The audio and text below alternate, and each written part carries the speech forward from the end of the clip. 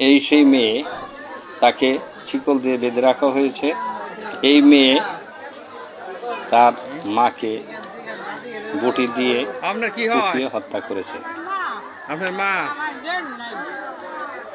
আপনি মারছেন?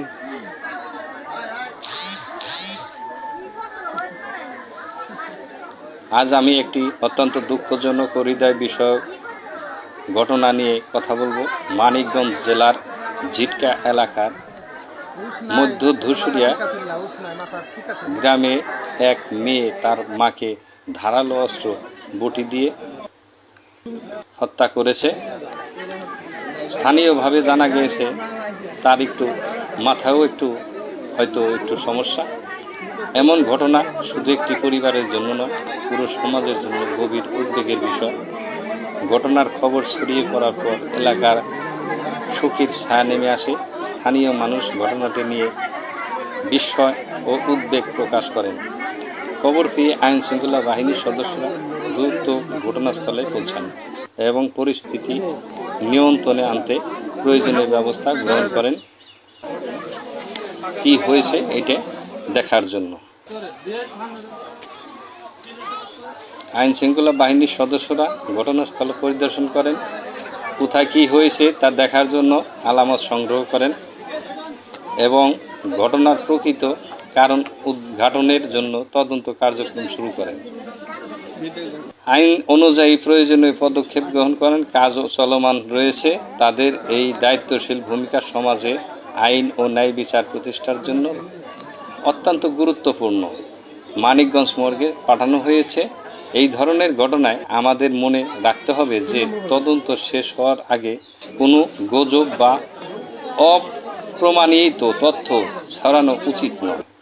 সামাজিক ও যোগাযোগ মাধ্যমে অনেক সময় বিভিন্ন ধরনের তথ্য প্রচারিত হয়, কিন্তু সত্যতা যাচাই না করে কোনো তথ্য বিশ্বাস করা বা প্রচার করা সমাজে বিভ্রান্তি সৃষ্টি করতে পারে। এই ঘটনা আমাদের গভীরভাবে বলতে চাই, পরিবার ও সমাজে পারস্পরিক শ্রদ্ধা ও সহানুভূতি এবং মানসিক সুস্থতার গুরুত্ব স্মরণ করিয়ে দেয়।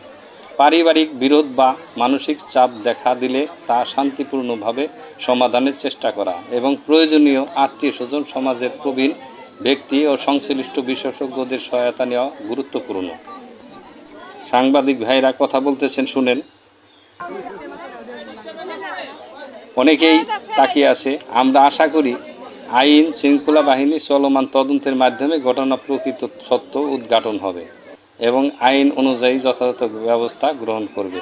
একই সঙ্গে নিহত ব্যক্তিদের পরিবারের প্রতি গভীর সমবেদনা জানাই এবং তাদের জন্য ধৈর্য ও শক্তি কামনা করি। আল্লাহ যেন তাদেরকে ধৈর্যের শক্তি দেয়। আমরা গুজবে কান দিব না। অবশ্যই এখানে আইন শৃঙ্খলা বাহিনী আছে। আইন শৃঙ্খলা বাহিনীর উপরে অবশ্যই তাদের শ্রদ্ধা দেখাতে হবে এবং তাদের প্রতি কাজের সহযোগিতা করতে হবে গ্রামবাসী।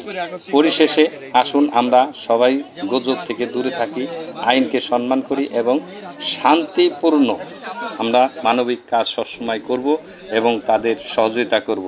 এই যে আইন শৃঙ্খলা বাহিনী, তারা সাংবাদিকদের কথা শুনতেছে, শুনুন।